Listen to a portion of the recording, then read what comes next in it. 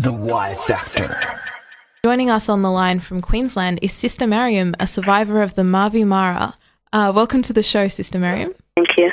So tell us, what motivated you to actually set off on the Mavi Mara in the first place? The first thing that really hit me was really the pictures and the images I've seen after the Gaza war. Of course, the Palestinian issue is something that all of us as Muslims and generally as humans have been hearing for the past decades, and often have been brought up, seeing images of suffering and injustice and oppression. So these are the main things that motivate me, as well as that Allah made it opened the way for me and made it easy to take part. And I felt it cannot be missed, Right. Well, what was it like being on the flotilla and then knowing that the Israeli soldiers were about to board and start attacking or arresting or whatever? Of course, we were hearing numerous threats that we will be stopped, we will be detained and whatnot. Of course, however, the scale and the intensity of what was to occur a few days later had not necessarily been something any of us had anticipated. There were tens of injuries, and I actually witnessed those who were injured, because what had happened the night before the attack was that as the organizers on the ship realized that there was a high chance that something could have happened, they put together an emergency aid team. And as I had a background in pharmacy and healthcare, I was actually chosen into this relief team. Oh, that's good. So what had happened, subhanAllah, was that as soon as the attack began, we were all called in. The emergency team was called in, right, and we were taken up to the assigned area for any potential injuries. As I approached the area, of course, there was already two brothers who had been shot heavily. One brother, 3 or 4 times, in his arm, in his abdomen, and several other places. And subhanAllah, from this time forth, the moment I saw these two brothers, till maybe at least an hour or two afterwards, it was just a continuous, continuous number of injuries just coming in one after the other, and you just saw the whole area form into a bit of a bloodbath, and blood all over, and just how a lot of casualties of all sorts, some of which, of course, passed away. How long were you on there for? How long were the attacks coming on? The attack, sister, went on for at least 2 to 3 hours.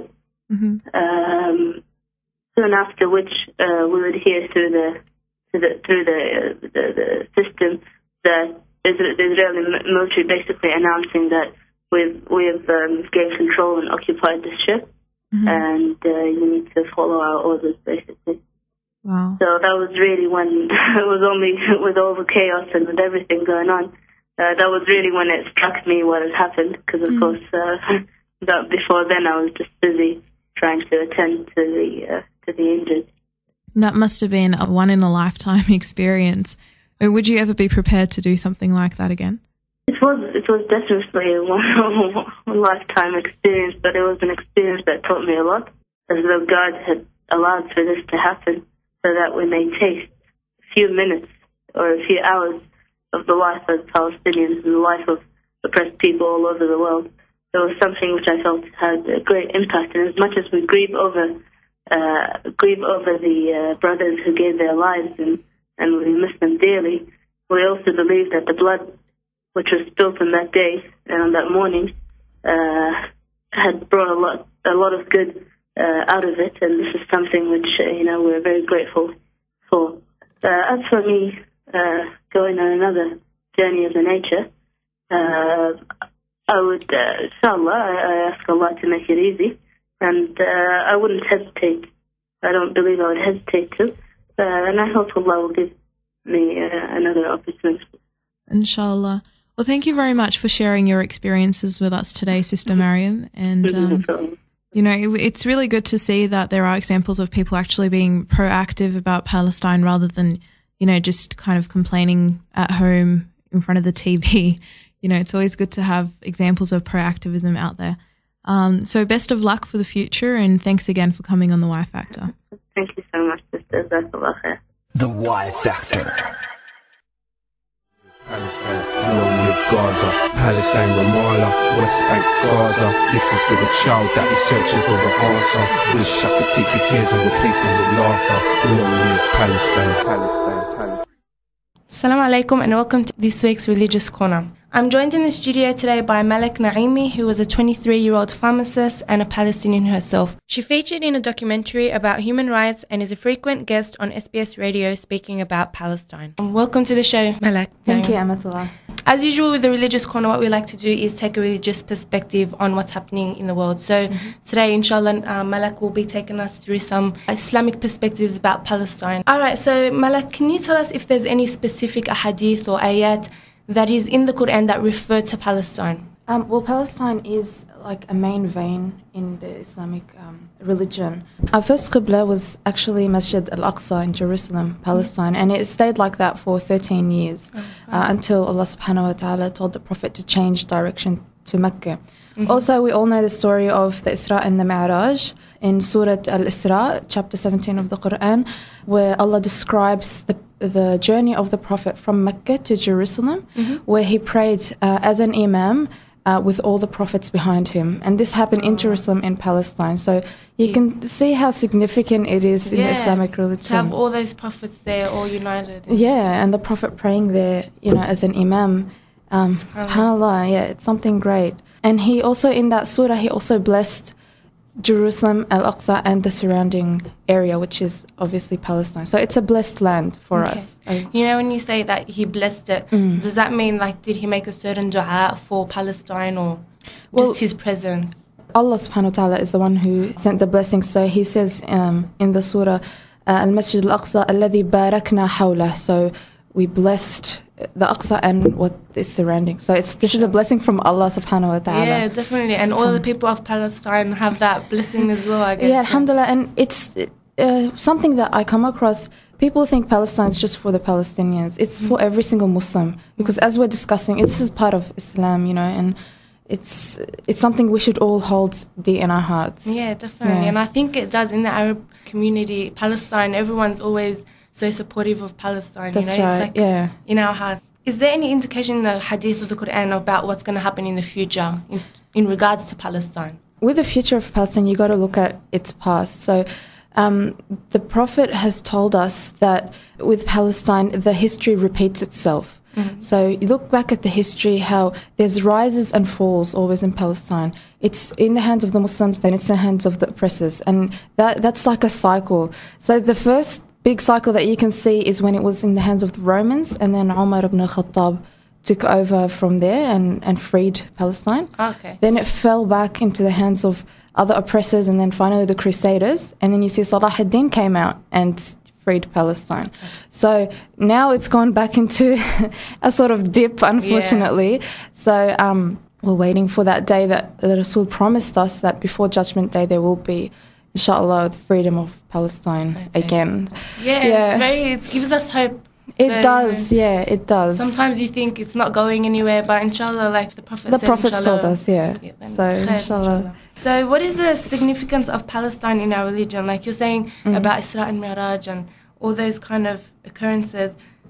In your eyes, what is the significance of Palestine in our religion? Well, first of all, I refer to the hadith that the Prophet told us, sallallahu alaihi wasallam, that the three sacred mosques in the world is the mosque in Mecca, where the Kaaba is, his mosque in the Medina, and the third one is Masjid al-Aqsa in Jerusalem, where each prayer is equivalent to 500 prayers in anywhere else in the world. So subhanallah, that is very significant.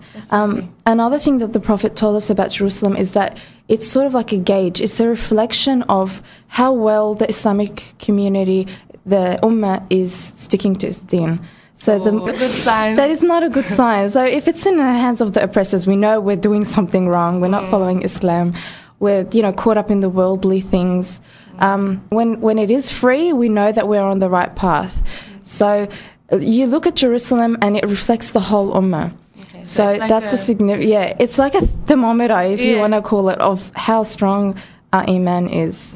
I think that's something very effective for us to look at, and it shows us how much we have to do. It gives us feedback. Yeah, exactly. It's good feedback. That's right. Yeah. So in saying that, what can we as Muslims in like the youth of Australia, how can we help, or what are some practical solutions that we can apply to our lives, apply to help the Palestinian people? First of all, as we were discussing, try to apply your Islam. Because as we said, if we're good, Palestine is ours. If we're bad, it's going to be... It will show through Palestine. It will show through Palestine and specifically Jerusalem. So first of all, try to practice Islam. Put on your hijab, pray, make da'wah, So these little things, changing yourself, if each one of us changes ourselves, we as a ummah are changing. We become better, and that's when we are able to... More united, more powerful. And that's when we can free Palestine and free Jerusalem. So that's the first thing. Second thing, dua is a very strong thing, it's between you and Allah. When you make dua, you want to pass an exam or get a job or whatever, don't forget the other Muslims, not just in Palestine, but, all over the world, there are Muslims suffering. So don't forget about them. Always pray for them. What are some things we can pray for? So say, pray that Allah will, yiftah alayhun, to ease their pain and the problems and the struggles. Just any dua that comes from your heart, Allah will accept it.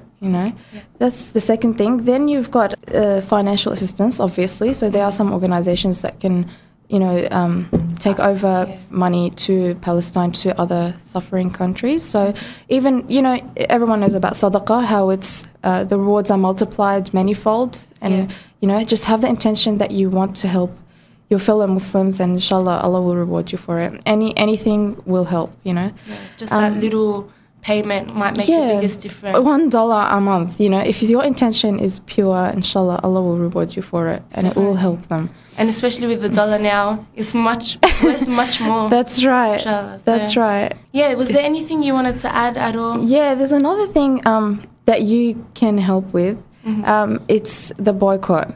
A lot of people find it hard to boycott. I really want to commend the Marrickville Council, how they initiated that thought of, starting a boycott against Israeli products, even though it didn't go through. Yeah, they received a lot of opposition. Yeah. But at least they did show that they did care, and that it was an issue, and it did bring up some awareness.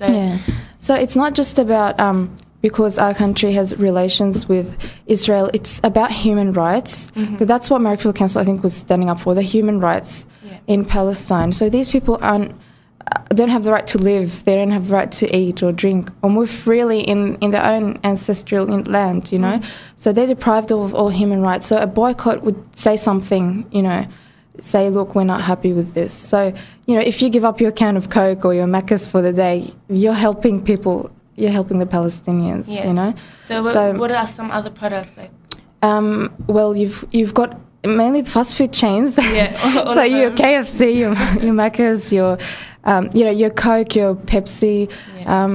Starbucks also, they are proud in saying that they support Israel. So, try not to buy your coffee from them. Exactly, but I think Starbucks isn't even big here. It's not, I think it went that's good. or something. So. Yeah, and Gloria Jeans also is another one. During the Gaza blockade, they had one day where it was a Saturday that they all the profits that they got on that Saturday was sent over to support Israel, and they announced it, and they were happy to announce it. So we should be proud, and they are proud of it. So we should be proud to stand up against it and say no, this is wrong. Yeah, and we know Max Brenner for sure. That one's difficult, but there's alternatives. There's your Lindt. There's Lindt Cafe and there's Chocolata and So, alhamdulillah, chocolate is a Muslim alternative. Exactly, nice and local as well. Yeah. So, and lastly, I want to thank you for having this kind of program, because awareness is very important.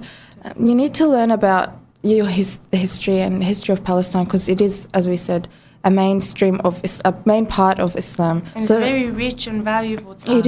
It is, and it's for every Muslim, not just the Palestinians. Just learn about the history of Palestine and follow up what's happening, what's going on with the politics of it. Do you have any advice of where we can find information about Palestine and the history of it? Well, the Quran is rich in the history of Palestine.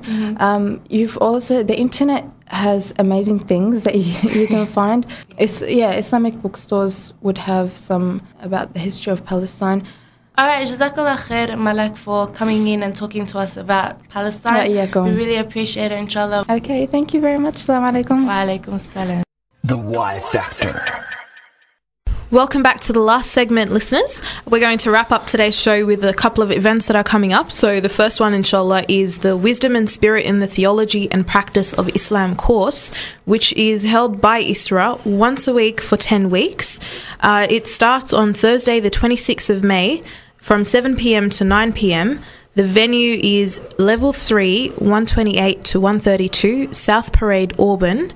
And if you want to register, you have to email info@isra.org.au or phone 96499040. Now, this course is for men only. Sorry, sisters, you're going to have to sit this one out.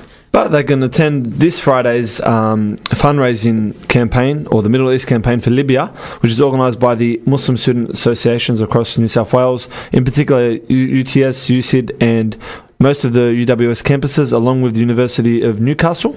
It's basically a fundraising event where all donations will be raised that'll be sent to Libya through Human Appeal International. There'll be 2 talks. One will discuss the historical background of the conflict, and the second one will discuss the current context. So it's this Friday, the 20th of May, from 6:30 p.m. at UWS in Parramatta, room EA.G.18. And as I said, all donations will go towards Human Appeal International's emergency project for Libya. Now, the last event, I will actually let you do that as well, Mohammed, because you have a bit of a vested interest in it. Possibly. I'm not going to say anything in particular, but you have to come to a dinner in 2 weeks' time. It's called the UTS-MS Dare to Dream Dinner. It's basically going to be a massive interactive night where we're going to challenge students to tap into their potential. The night will feature inspirational guest speakers who haven't been named yet, so it's a surprise on the night. There will also be a creative contest on the night, and the winners of that creative contest will be announced. There'll be a live brain bash between the MSA campuses, so get there to... What does a brain bash entail exactly? It's pretty much a trivia night, but there's going to be a bit of a twist. So do you come prepared with your own teams? No. It's for the MSA campuses, the Shura campuses, okay. But you can be there to support your Shura. Okay. That's a good way to put it around. Do you get points for cheering? Yeah, you certainly do. There's plenty of prizes to win for cheering, and the dress code is formal. Now, it'll be at Levita, so it'll be located in Marylands on next Friday, the 27th of May, from 6:30 p.m. for a 7 p.m. start. Tickets are $50 and you need to RSVP by next Monday. So check out the Facebook page. Just type in UTSMS Dare to Dream Dinner Who for can further you buy details. a ticket from, Hamad? You can buy a ticket. The details are online. On the Facebook page? Yep, there's 2 numbers there for brothers and sisters. So just get in contact with them and you can purchase a ticket. There's only 120 seats, so get in fast. And 6:30 for 7 p.m. start. Ladies and gentlemen, that is strict, not Muslim standard time, so still please be there. I mean, dinner's going to be served ASAP, so watch everyone come at 6 o'clock. Of course, that's the most important thing for you, right, Mohammed? Of course. And that brings us to the end of this week's events. We hope you found this week's episode insightful. Please let us know what you do think on our Facebook page, The Y Factor Radio Show. If you have any questions at all or you don't have Facebook, please send us an email on yfactor@live.com.au. And we're also trialling a new policy where we're going to accept anyone sending us news items on our page. So any news items they think are necessary that we should be discussing on that week's episode, we're happy to take. For example, the Auburn link we actually got from Facebook. So send us your links on our page and we'll be sure to discuss them, inshallah. Inshallah. But I think that's about it, Hamad. So I'm Miran. And I'm Mohammed. And we're the Y Factor. We'll see you same time, same place next week, inshallah. Assalamu alaikum wa rahmatullahi wa barakatuh. We need love. Love is all we need.